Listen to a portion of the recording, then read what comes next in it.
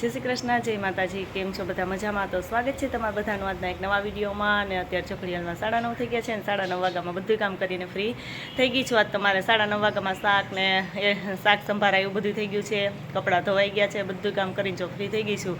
અને હવે મારે મશીનનું કામ છે, જોકે મશીનનું કામ હમણાં ઘણું બધું ભેગું થઈ ગયું છે, બ્લાઉઝ ને ઘણા બધા છે, એટલે જ હું અત્યારમાં જ કામ કરવાની સ્પીડ રાખું, એટલે થોડીક વાર મારે મશીને બેહાઈને બધું કામ થાય એમ।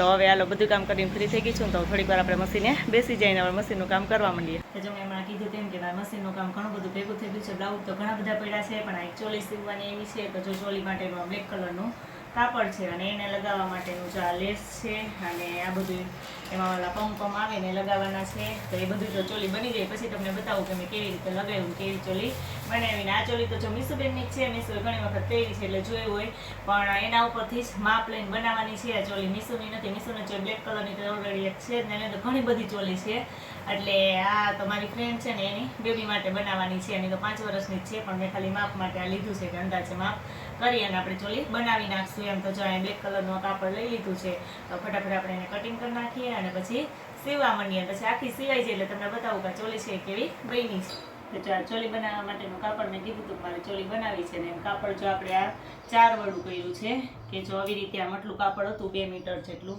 એટલે એને આપણે આવી રીતે આમ 4 વડું કરી નાખ્યું છે અને આવી રીતે જો આમ ક્રોસમાં રાખી દીધું છે। અને 5 વર્ષની બેબીને કરવું છે એટલે 24ની સાઈઝ મેં રાખી છે એમ। તો જો અહીંથી આપણે, અને એનું કમર તો નાની હોય એટલે જો અહીંથી કમરનું માપ છે ને આપણે 7નું લઈ લીધું છે। આ સાઈડમાં છે એટલું કટિંગ થઈ જાય કે કમરનું માપ એટલું અહીંથી 7નું લઈ લીધું છે। અને પછી જો આમાં આપણે અમે લંબાઈ માપીએ ને, પછી ઉપરથી આને સેજ આપણે ગોળાઈ આપવાની, કેમ કે અહીં ઉપરથી માપી લેવાનું છે કે આ કેટલું થાય છે એમ, કે આ પેલું છે એ માપી લેવાનું, તો અહીંયા 6 થાય છે, 6.5, તો આવી રીતે આપણે આમ બધી બાજુ માપી અને એમ માપ રાખવાનું છે એટલે ગોળાઈ આવી જાય। અને પછી અહીંથી આપણે એને માપી લેવાનું છે, જો 24ની સાઈઝ રાખવાની છે, તો જો અહીંયા 24 થઈ ગયા છે, પછી અહીંયા આપણે માપ્યું એટલે અહીંયા 24 થઈ ગયા છે। જેવી રીતે બધી બાજુથી 24નું માપ રાખી અને આવી રીતે આપણે મેં જો આ ચોકથી આંકી લીધું છે। અને પછી આટલો પટ્ટો છે ને વધારે રાખ્યો છે, કેમ કે આપણે નીચે બેવડું વારવાનું હોય, એટલે તો ફટાફટ આપણે ચણીઓ કટિંગ કરી નાખીએ અને પછી એનું અસ્તરનું કટિંગ કરી નાખીએ, પછી ચણીઓ છે એ સીવી નાખીએ। અને જ્યારે સિલાઈ કરું ત્યારે તમને બતાવું મેં કેવી રીતે સિલાઈ કરી એમ। ચણીઓ છે એને જો આપણે કટિંગ કરી નાખ્યું છે અને હવે આપણે આની ઉપર રાખીને અસ્તર કટિંગ કરી નાખીએ અને પછી એની સિલાઈ કરીએ, એટલે જો સરસ મજાનું ચણિયાનું કટિંગ થઈ ગયું છે। જ્યારે ચોલીના ચણિયાનું તો આપણે કટિંગ કરી જ લીધું હતું ને, કાપડ જો એકદમ સિલ્કનું ને ચમકવાળું છે। અને પછી નીચે જો આપણે કોટનનું અસ્તર લઈ લીધું છે, તો આપણે અસ્તર પણ કટિંગ કરી નાખ્યું છે। અને હવે છે ને આપણે અસ્તરને આ ચણિયા હારે જોઈન્ટ કરી દઈએ અને પછી એને ઉપરનો નેફો હજી તો બનાવવાનો બાકી છે, સાઈડમાં સિલાઈ મારી દઈએ। પછી જો એમાં આપણે લગાવવા માટે છે આ પટ્ટી છે એ લીધી છે, આપણે આમ નીચે ચણિયામાં લગાવી દઈશું। અત્યારે નવરાત્રિમાં તો જો આની જ ફેશન છે ને આજ અત્યારે ચાલે છે એમ, એટલે જો આ લીધી છે। તો હવે પહેલાં આપણે ચણિયો કમ્પ્લીટ કરીને પછી આપણે આ લેસ લગાવી દઈએ। તો ચણિયામાં જે આપણું અસ્તર હતું ને એ અસ્તર જો આપણે લગાવી દીધું છે, અહીં ઉપરથી જો આપણે એમાં સિલાઈ મારી દેવાની છે આમ રાખીને, એટલે સરસ મજાનું જે આપણું અસ્તર છે ને એમાં જોઈન્ટ થઈ ગયું છે ને। હવે આપણે ઉપરનો નેફો બનાવવાનો છે, તો એના માટે નેફા માટેનું જો આ કાપડ મેં લઈ લીધું છે કે આપણે જેટલી આ લંબાઈ હોય ને ઉપરની એટલો જ આ પટ્ટો લેવાનો ને એની પહોળાઈ 4 ઇંચ લેવાની। અને પછી આપણે એને છે ને અહીંથી એવી રીતે આમ જોઈન્ટ કરી દઈએ અને પછી આવી રીતે આમ પલટાવીને પાછળ જોઈન્ટ કરી દઈએ, આપણો નેફો છે તૈયાર થઈ જાય। તો ફટાફટ ચણિયામાં આપણે નેફો પણ બનાવી નાખીએ। ચણિયો છે એ બહુ મસ્ત બનીને એકદમ ઘેરવાળો સરસ બનીને તૈયાર થઈ ગયો છે। અને અહીં અંદર જોઈને આપણે અસ્તર પણ ફિટિંગ સરસ મજાનું કરી દીધું છે અસ્તરનું, અને બહુ મસ્ત જો આપણો ચણિયો છે ને બનીને તૈયાર થઈ ગયો છે। તો હવે જો આપણે એને નીચે આ લેસ લગાવવાની છે, તો આવી રીતે આમ, તો હવે આપણે છે ને લેસ એમાં લગાવી દઈએ એટલે આપણો ચણિયો છે એ બહુ મસ્ત બની જાય। ત્યાર પછી આપણે ચોલીનું બ્લાઉઝ બનાવવાનું છે, તો પહેલાં આપણે ચણિયો જ કમ્પ્લીટ કરી લઈએ પછી બ્લાઉઝ બનાવીએ।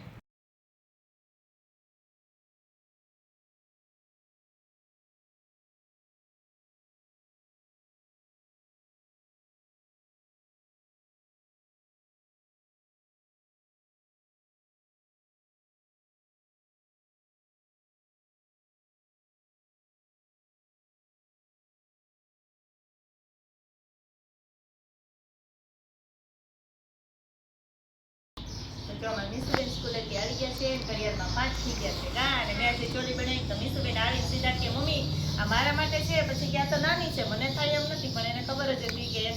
થાય કા. જય શ્રી કૃષ્ણ, જય માતાજી. કેમ છો બધા મજામાં? તો સ્વાગત છે તમારા નવા વિડીયોમાં. હું સ્કૂલેથી આવી ગઈ છું અને મમ્મી ચણિયામાં ફૂલ ટાંગ્યા છે અને હું આવી ને તમે એમ કીધું મમ્મી મારા માટે છે એમને એમ કીધું તારે મેં તો પછી એમ કીધું મારને તો નાની થાય ને મારી નથી યાર. પછી મમ્મી એમ કીધું કાવ્યા માટે બનાવી છે કા. તો જો ચોલી સરસ મજાની બની ગઈ છે અને મેં આ ચણિયો તો મેં બનાવ્યો એ બતાવ્યો તો જ કે ચણિયો જો આવી રીતે બનાવ્યો છે અને હારે જો બ્લાઉઝ પણ બનાવી દીધું છે અને બ્લાઉઝ જો સરસ મજાનું પાછળ પેટર્ન વાળું બનાવ્યું છે. કેમ મીસુબેન? જો પાછળ આવી રીતે દોરી રાખી છે એટલે માપનું કંઈ ટેન્શન નહીં કે દોરી હોય એટલે દોરી બાંધી દેવાની એમ. કેમ કે માપ વગરનું અટકરે મેં તો મીસુના બ્લાઉઝ ઉપરથી બનાવી દીધું હા.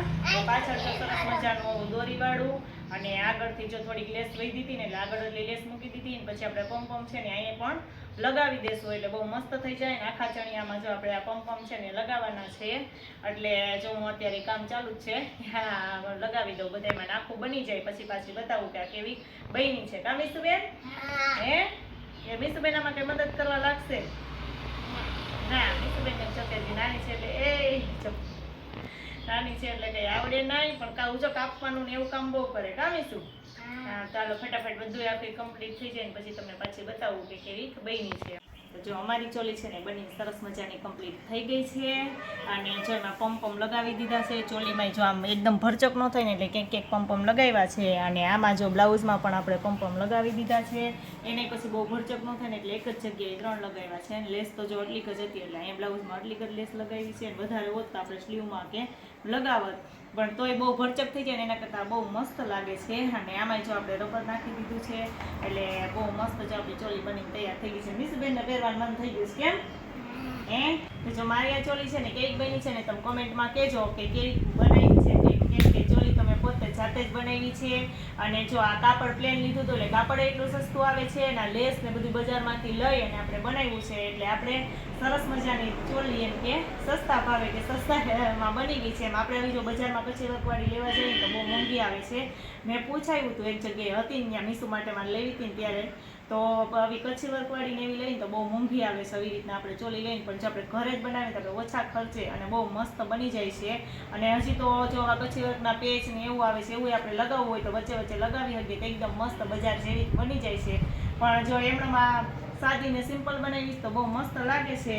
અને કેવી છે તો તમે કોમેન્ટમાં જરૂર કહેજો કા મીસુબેન? અને મીસુબેનને પહેરવાનું મન થઈ ગયું છે. પહેરી છે હે કા? પહેરી જોઈ તો લે કેવી લાગે છે એમ હે. તો સારું હાલો આ ચોલી મૂકી દઈએ અને અત્યારે જો મીસુબેન સ્કૂલેથી આવી ગયા છે અને અમારા રસોઈનો ટાઈમ થઈ ગયો છે એટલે વર્ગી જઈએ આપણા કામ ઉપર. અને આજે જો મસ્ત આખા એક દિવસમાં આ ચોલી મેં બનાવીને કમ્પ્લીટ કરી લીધી છે અને બહુ મસ્ત ચોલી બની ગઈ છે. તો મને આ ગમતી હતી ને તો મેં પહેરી લીધી તરાર. અને ટૂંકી થતી હતી તોય પહેરી લીધી કા? થાય છે ને ટૂંકી? હું પ્લાઝો ચણિયો તો મને રોકો થાય બ્લાઉઝ માપોમાં થઈ ગયું. હા બ્લાઉઝ તો સરસ થઈ ગયું મીસુબેન ને પણ ચણિયો ટૂંકો થાય છે. કાંઈ તો નાનો બનાવ્યો છે એટલે ટૂંકો જ થાય કે તારા માપનો તો છે નહીં પણ તોય તરાર મને કે મને એક વખત પહેરવા દે મને કેવીક લાગે ને આવું બધું પહેરવું તો બહુ ગમે કા? એમે હમણાં તો નવરાત્રી આવે છે એટલે આવું તો મીસુબેનને ચોલીને એવું તો પહેરવાનું થાય જ એટલે બહુ એને મજા આવે છે કા? તો હવે જો એને પહેરીને જોઈ લીધી છે કે મને કેવીક લાગે છે એમ. એટલે એને જો ચણિયો તો હશે ટૂંકો જ થાય છે નાનું માપ છે એટલે પણ તોય એને જો પહેરી લીધી છે ને મને કે હું પહેરીને જોઈ લઉં કે કેવીક થાય છે એમ. નવરાત્રીમાં તો તને ન થાય તો ક્યાંથી પહેર? જો તમને મારો વિડીયો ગમે તો લાઈક કરજો